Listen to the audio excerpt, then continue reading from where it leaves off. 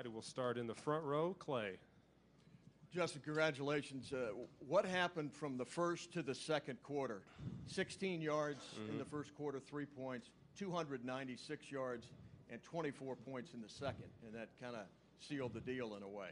Yeah, we just started out rough. The offense knew that we were kind of killing ourselves, so we kind of got back together in the second quarter and did what we were supposed to do. First row, Austin. Justin, this one looked like maybe the most physical challenge you've had yet. Yeah. And it seemed like a couple times you came out, looked like you were feeling it. Yeah, I am right now. Yeah. Did you guys need something like this to get the juices flowing, or a real test going into the bye week? I mean, going into the week, we knew they were a tough team, so I mean, it wasn't surprising out there, all of the physicality going on, but we were prepared for it, and I think we played tough today. So I think that's mainly why we got the W. Front row left, Bill. Justin, what adjustments did you guys make in the second quarter? We really didn't make that many adjustments. I mean, we were just really, I guess, killing ourselves. So we didn't make any adjustments. We just kind of did what we were supposed to do and just kind of execute, really. So, yeah. Front row here, Tim. Yeah, Justin, along those lines, it was almost like y'all hit a big play and then have to scuffle and hit another big play to get it kind of going. Did it feel like that on the field? It was sort of hit or miss? Yeah, I mean, that's just the game of football. So, of course, we like to keep those big plays going, but really, all in all, I'm just glad we got the win. To the left there, Doug. Justin, you finally got picked off for the first time in your college career. Is that just part of it, or are you like kicking yourself about that one a little bit? I had really mixed emotions about it because I was like, it's my first pick, but it's also like, I mean, it's football, so it happens. So I mean, I really wasn't frustrated from it.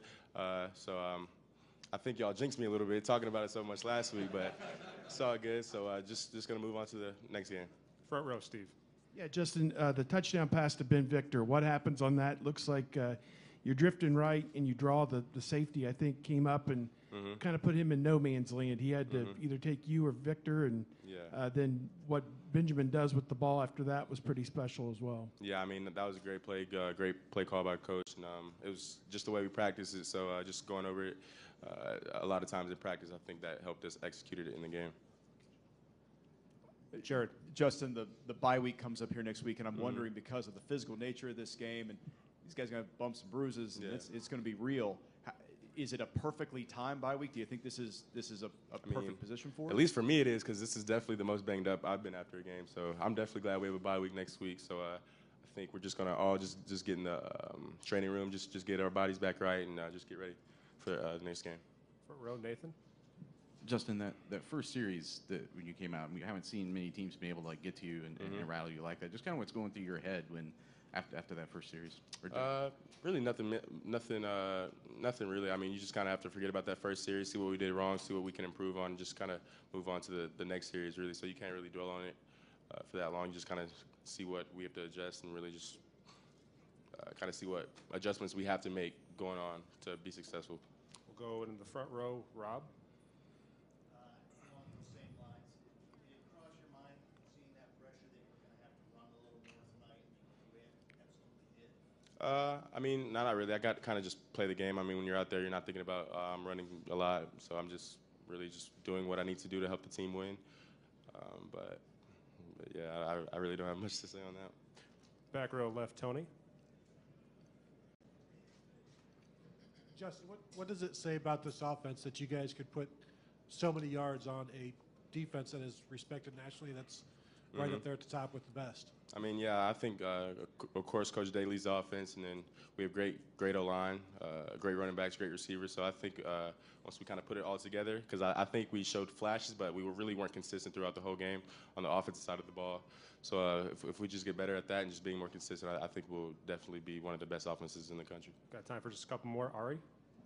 Things this year have been pretty easy for you. I was wondering, when you have a first quarter or a few plays like that, you start the game off and you're in a bad spot offensively. I mean, did you mentally prepare for being in a situation like this because you knew it was going to come, or how do you emotionally handle it because you're still, a sophomore, 6 games into this thing?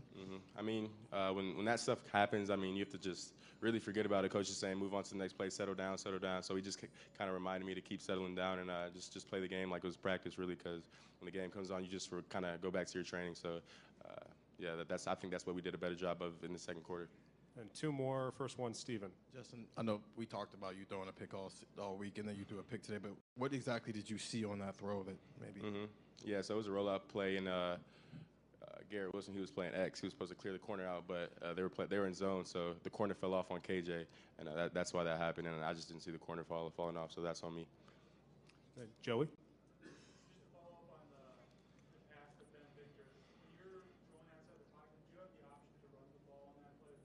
I mean, yeah, if nobody's out there, and then I can run, but it's mainly a pass play. But of course, if Ben's not open, I'm either throwing the ball away or just going to tuck it and run.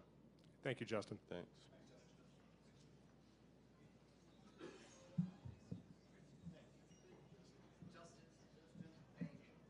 Anyone need quickie stats?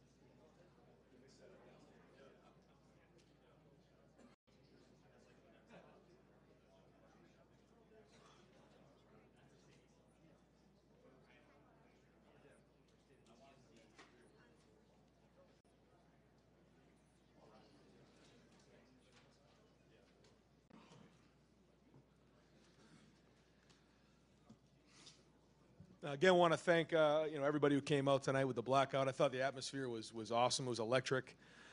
Third down was really loud, and a couple drives there in the third quarter. I thought the crowd really played into it.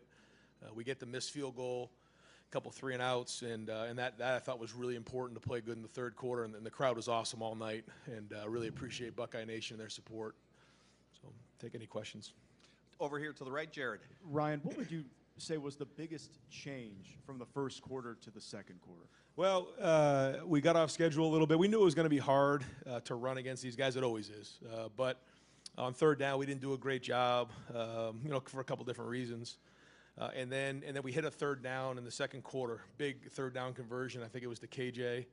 And then we got into a rhythm. And then we kind of go. And I think maybe we wore them down a little bit more in the second quarter. I didn't want to play too fast and keep our defense on the field at points during the game, but then there were other times we picked up the pace and we ended up getting 74 plays, and that's a good day for us. And I think when we can play with depth and we play 74 plays, you can maybe wear some teams down, and I think we did that at times. But they're stout in there, and it's hard to run, and so it was hard early on. We knew that was going to happen, though. But we did face adversity. I mean, that was not a good quarter of football on offense, but again, when you're playing against a team like Michigan State, things like that are going to happen. You have to respond, and I thought we did. Over to the left, far left, Bill. Are you glad in a way that you did really have a legitimate test tonight, that you're not going into the second half of the season without having been tested? I feel like we just beat a top 25 team at home in a great atmosphere against a really well-coached team, a really good defense, a really good quarterback. We had to play 60 minutes of football.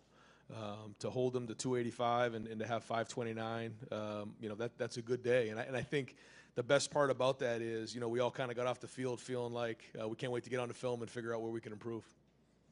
Over here to the right, Clay. Coach, J.K. Dobbins, 826 yards through the season right now.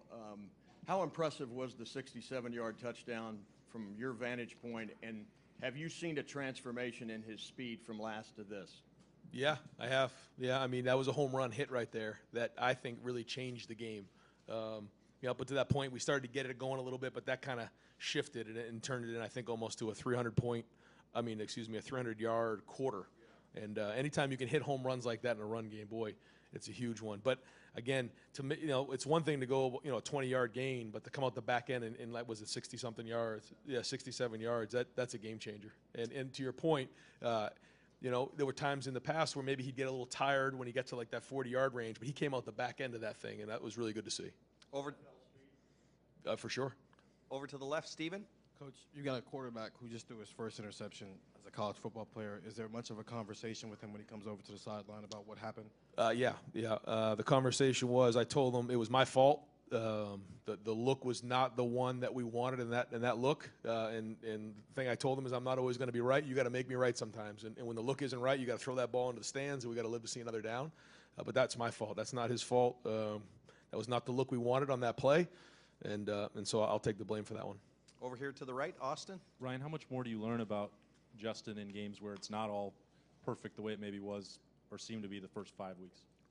That's what I've been really looking forward to seeing, how he was going to respond, because early on there was some mistakes made. That was not a good quarter of football, but that was good. It was hard, kind of guys digging at each other, grinding, and kind of yelling at each other, and say, we got to figure this thing out, and then we did. And that was one of those boxes you check off. Over to the left, Doug. Ryan, before the season, you had kind of talked about this 6-game chunk before the first bye that almost felt like you maybe thought it would be almost a learning experience before you guys could sort of reset. You're 6-0, the way you're playing. How's it going? Well, I think that the chemistry of the team is very good. I think the leadership is strong. I think that we're playing tough. I think that we can learn a ton from this game, though. And I think that this is a perfect opportunity to sit back and look at these 6 games, evaluate where we've gone, where we are, and where we're headed. But this was the perfect game to kind of do that. And again, you're going against a really good defense with really good players, really good quarterback, and so they exposed some things that maybe we got away with in the last couple of games. And so that the best thing to do is now get on the film and work on it to get better. Over here to the right, Tim. Yeah, Ryan, a couple of quickies. Number one, what is it specifically they were getting done up front defensively that gave y'all problems? And number two, how satisfying is it at this point to have almost an answer for anything a team brings at you from a big play standpoint, if you follow my drift? Well, they do a lot of things. They always have, when I say always, I mean the majority of the time they have an extra guy in the box. Whether you're playing an 11 personnel, 12 personnel, they always have another guy in the box. That's why they've been so good at run defense over the years. And it's very hard to run the ball against them. And you got to wear them down. You have to wear them down, and you got to cover them up. The running backs have to turn 4-yard runs into 6, and then eventually over time, if you can start to run on them, you can maybe start to crack some. And that's kind of what happened. But the key to that is some of those play action passes. Those kind of got us going a little bit. The big one to Ben was huge. And I think that's some of those ones that we hit on the outside, as we were going with tempo, I thought really helped us get into a rhythm. Again, I thought we responded well, made some adjustments, and went from there. Far left, Ari.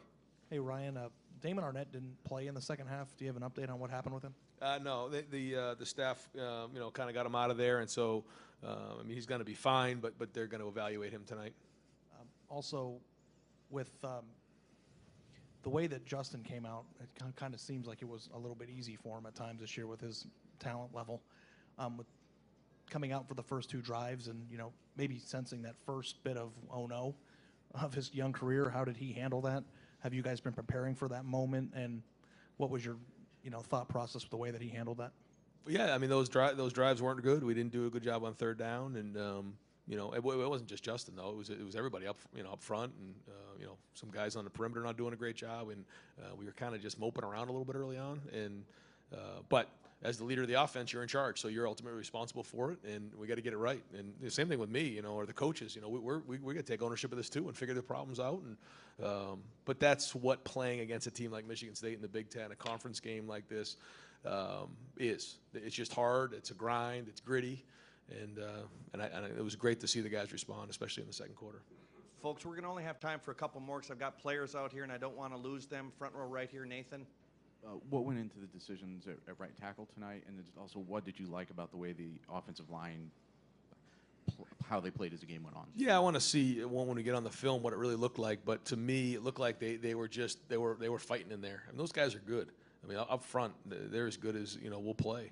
And it was a fight, and it's not going to be always clean. You're not just going to knock guys down, 15 yards into the backfield and finish guys down the field against defenses like this. So I thought it was tough. I thought it was real hard, and I thought the other part is that was the first time we had to get the game into the second half, and you could see guys working through that. And I know both sides of the ball felt the fatigue, but I thought we fought through it and showed some toughness. And then the right tackle, we're rolling those guys. I think they both deserve to play, and they are. Back row right. This defense would play good football. What do you like best about what you've seen from these guys 6 games into the season? There's a lot that goes into it. I thought going into the game, our tackling and running the ball in pursuit was really good. I don't know if that was the case tonight. I think there was some tackling, issues at points, but we'll watch the film and kind of work through that. Again, 65 plays, 285 yards. That's a pretty good night, and proud of the way those guys played. Proud of the emotion that they play with. I think we're getting after the quarterback. We're playing, really good coverage. You can see guys, especially on third down, really locked in the coverages. So I think they've been playing tough and playing with emotion. I thought that to get the stop and then the missed field goal, to start off the third quarter was really important to dig in right there, especially after they had got a couple first downs. That was Chris with that question. We're going to go Bill, Rob, and then Tony, and then we're going to end it. Go ahead, Bill. Ryan, we've seen in the past here, and in other places too, have these type of quarterbacks that if the offense is slow going or things aren't going great, if you start running the quarterback a little bit, things might loosen up some. How much are you still having the conversation in your head about how much you want to expose Justin in designed quarterback runs? Every second of my night, that's constant, and we called some when we needed him, and when he needed to, he did a good job with his feet. He had 84 yards rushing.